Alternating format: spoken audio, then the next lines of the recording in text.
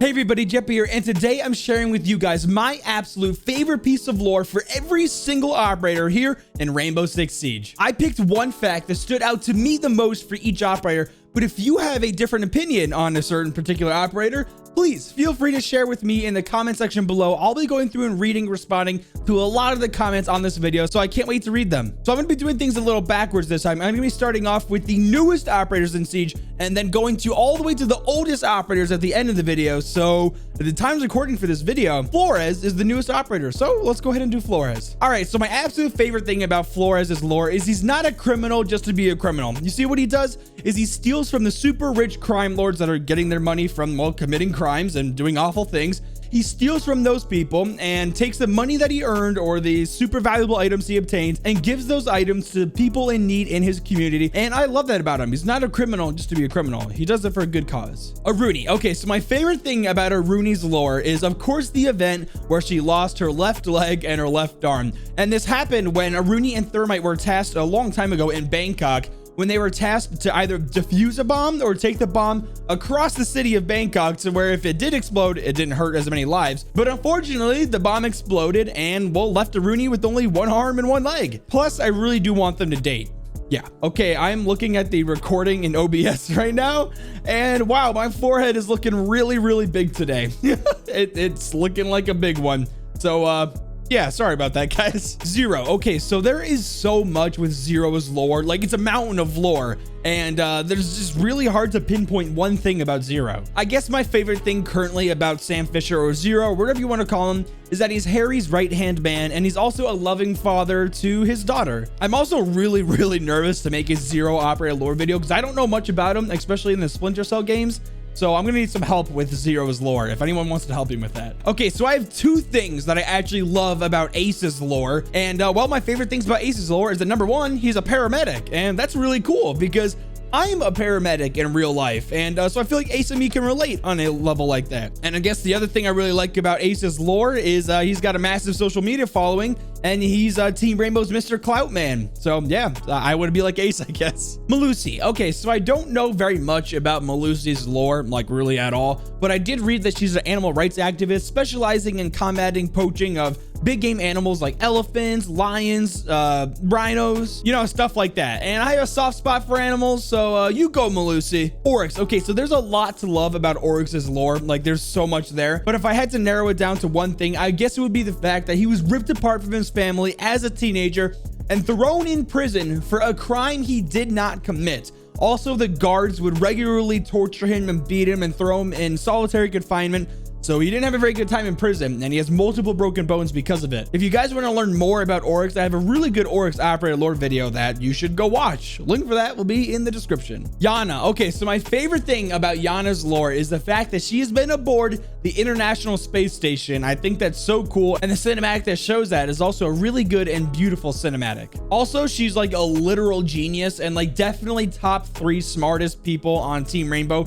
Maybe even one of the smartest people in the world, so that's pretty cool too. Wamai. So I think the coolest thing about Wamai's lore is the fact that he's got a physiological disorder in his body that actually makes it to where he can dive and hold his breath for super long periods of time, way longer than the average human. And he uses this ability to free dive to shipwreck sites in search of lost treasures, which is kind of cool. Callie. Okay, so my favorite thing about Callie's lore is the fact that she is extremely ruthless. Like, she doesn't take any shit from anybody, especially little 3-speed redheads that give her attitude.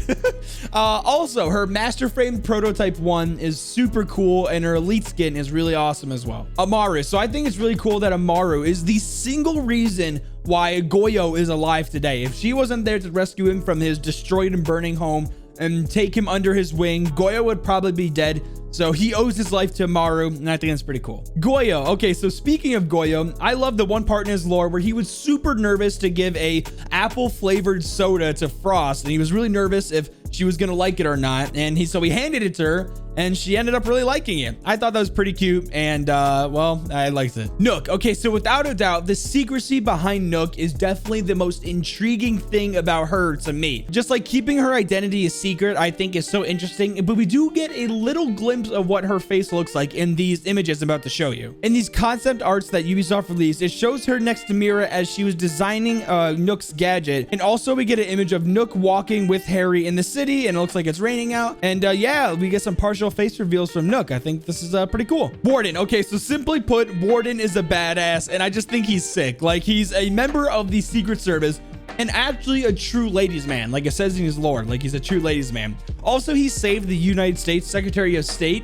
so I thought that was pretty cool too. Mozzie. Okay, so obviously Mozzie is like the literal daredevil of Team Rainbow. Doesn't matter what he's driving, he's gonna do some crazy stunts on it. Probably his dirt bike though. But did you guys know that Mozzie, along with Gridlock, helped save a ton of firefighters from a pretty serious forest fire? And I thought that's pretty cool too. Gridlock. Okay, so besides Gridlock being the chungus of Team Rainbow, sorry Gridlock, I thought it was really cool that she met Mozzie in high school at a Robot Wars competition where you kind of build them and have the robots fight. I like that that's how they met. Nomad. Okay, so I think the coolest thing about Nomad is by far her survivability. Like, she's the definition of a survivalist. Like, plop her down at any location on planet Earth and she will survive. Go ahead and read her lore, guys. Like, there's a lot of interesting things about Nomad and all the cool things that she survived from. Might just have to make a lore video about her soon, huh? Kaid. Okay, so I think the coolest thing about Kaid's lore to me is just how, like, distinguished he is. Like, he started his very own military fortress and he carries himself with such honor and demands respect, and he just has a lot of wisdom, and I just think he's a cool dude. Clash. Okay, so I love how her lore says that she would very frequently fight and combat violent racist groups in her city,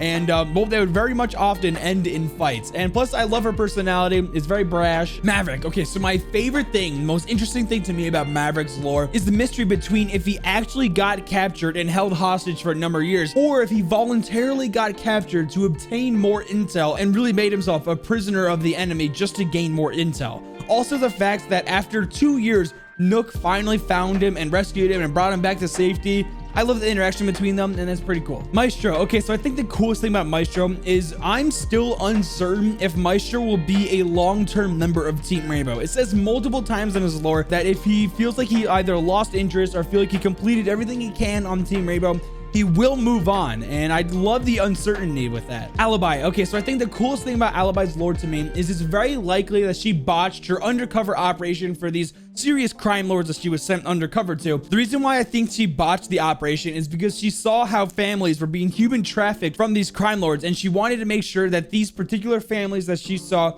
would not get sent off and shipped into trafficking. So she ended up telling the media about all this, and then they had to hurry up and do the operation. Everything went well, but it could have ended pretty badly. Lion. Okay, so my favorite thing about Lion's lore story is just how personable it is. Like, I'm sure there's a lot of people who see Lion's lore that can relate to it pretty well. It's a really, really good story of recognizing past mistakes and trying to overcome them, and it's just really good. Plus, the Lion lore video is the best performing video on my channel, so I love that. So thank you, Lion, for having a great lore and making that a great video for me. Finka. So I think the most interesting thing about Finka's lore, for me at least, is the fact that she has an incurable disease called neuropathy, which over time slowly degenerates the muscles of your body and you begin to lose sensation of your limbs. That didn't stop her though, because, well, look, she's a very valuable member on the most prestigious anti-terror organization in the world, so she didn't let her disease overcome her. Vigil. Okay, so the most interesting thing about Vigil's lore to me just so happens to be the most saddest part of Vigil's lore. So him and his family fled from North Korea to South Korea when he was just a little boy, and well, his whole family died along the way. So it's pretty sad and it sucks, but that's my favorite part about his lore.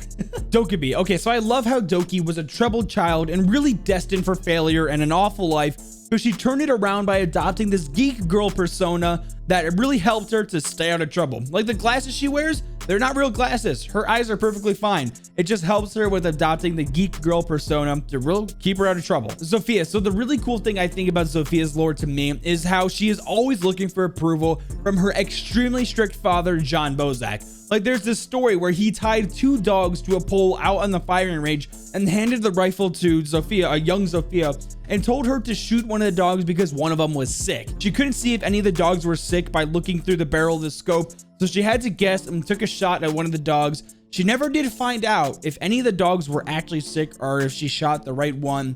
It was just a test from her dad, and well, it's extremely messed up. Ella. So my favorite thing about Ella's lore is that she rebelled from her father, John Bozak, well, the same father that Zofia has because they're sisters, and went to Germany to pursue an art career there. I mean, it ended up failing, but it's pretty cool that she rebelled from her father and at least tried nonetheless, but yeah, it did end up failing. Ying. So there's nothing really crazy that sticks out about Ying's lore for me, at least. But in 2004, she had an altercation with Fuse that I thought was pretty cool because, well, she said that she feels Fuse has little regard for civilian lives in that altercation that she had. And, well, that's kind of true, actually. Lesion. Okay, so my favorite thing about Lesion's lore is how he picks up his kids from soccer practice. I'm totally kidding. Well, I guess the cool thing about Legion's lore that's actually true is that when he was 10 years old, he fell in an oil tanker somehow and actually ingested a ton of toxins into his body while trying to break free. Mira. So I think my favorite thing about Mira's lore is just how important she is to Team Rainbow. She has had her hands on almost every single gadget in Rainbow Six Siege from every other operator and plays such an important role for Harry and really the entire Team Rainbow as well.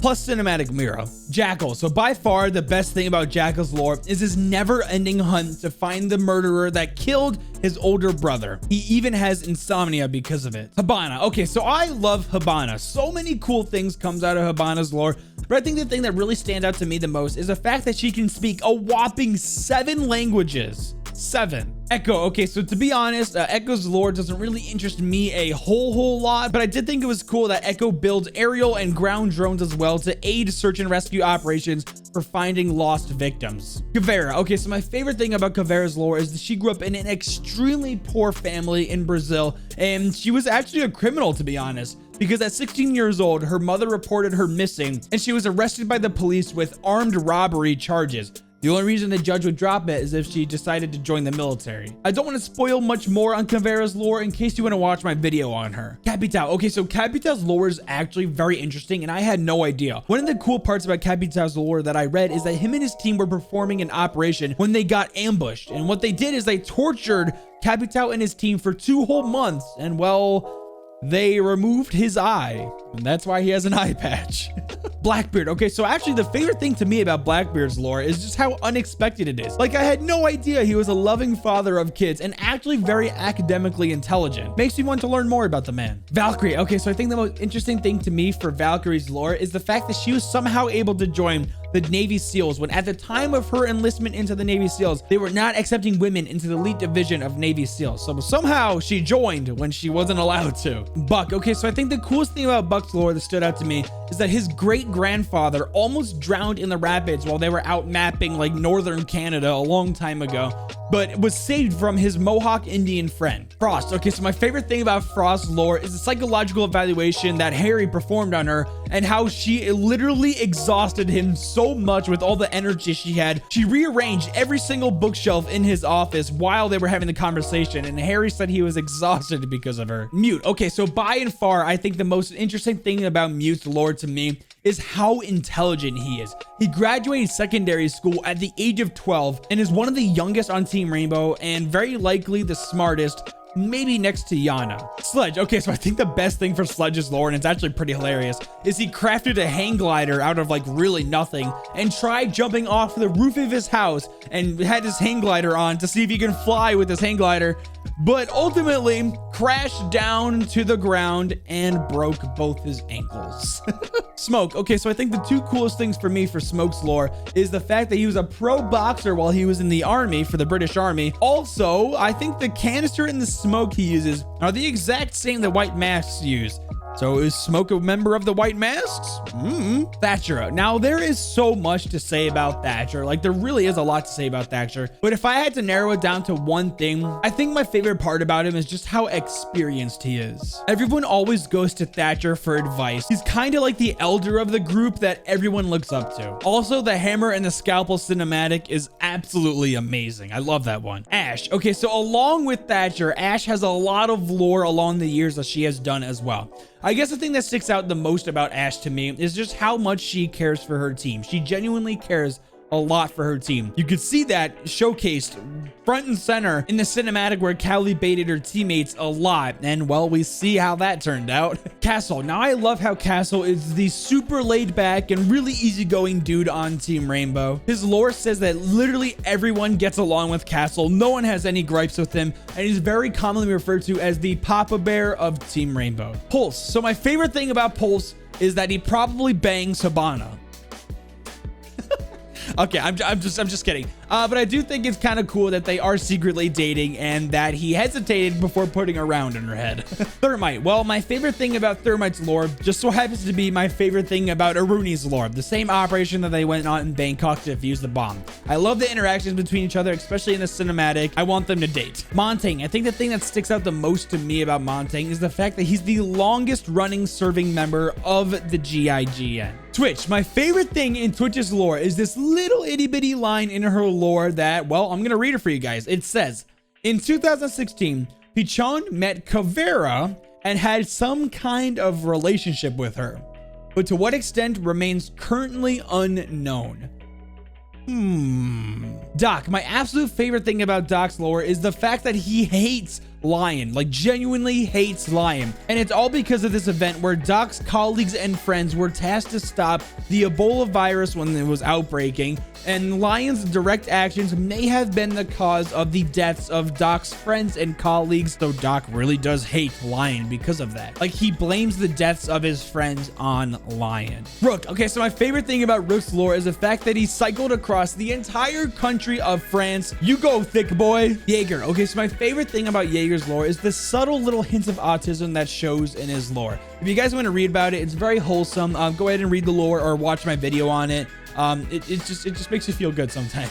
Bandit. Okay, so I think the coolest thing about Bandit's lore is just how committed he is to being undercover. In an effort to better blend in with the biker gang that he was undercover for, he took a knife and slashed his head open, then leaving a massive scar on his head just to blend in more. Like, that is some serious dedication. Blitz. So my favorite thing about Blitz is just the sheer amount of athleticism that he has. Like, besides Oryx, he is the most athletic operator on Team Rainbow. IQ. I think the most interesting part about IQ is just how quiet and shy she is. Like, she doesn't really interact with very many operators on Team Rainbow. Like, she's very shy, even though Harry tries to push her to hang out and interact with the other operators. Fuse. Okay, so by far my favorite part about Fuse's lore is the fact that the meme where he's killing hostages and has no regard for hostage lives is actually true. Like, he genuinely puts civilian lives at risk way more than any other operator during operations.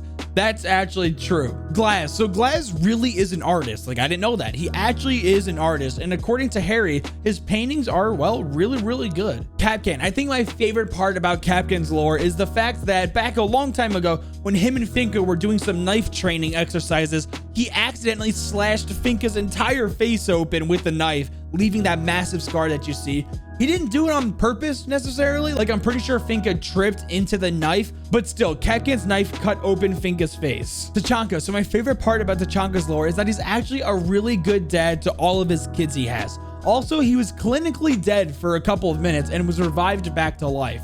That's pretty cool. Recruit. That's right. I'm doing a recruit lore for you guys. I'm sure you guys are gonna be so excited. I guess my favorite thing about recruit's lore that no matter what gun you hand him, no matter what weapon you hand him, if you put him on attack or defense, he always excels to high standards. He's the most versatile operator in Rainbow Six Siege. Also, it's really funny that every time there are 4 recruits and only 1 actual operator on a team, you best believe that those 4 recruits are going to team kill that 1 operator 100% of the time. It's guaranteed. Well, everybody, did you find these operator lore facts interesting? Let me know in the comments below. Make sure to leave a like and subscribe with notifications if you're new. Now, with all that being said, Jumpy!